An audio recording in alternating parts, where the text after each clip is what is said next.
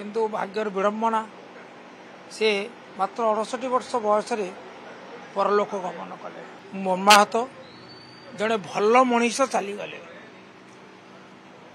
स्वर्गत श्रीयुक्त राजेंद्र प्रसाद ढोलकिया चारि थर विधानसभा को निर्वाचित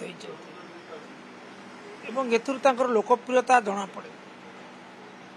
जड़े अमायिक मनीष भाव जड़े निष्ठापर लोकप्रतिनिधि भाव एवं जड़े दक्ष प्रशासक भाव से परिचय सृष्टि कर पारिथिले।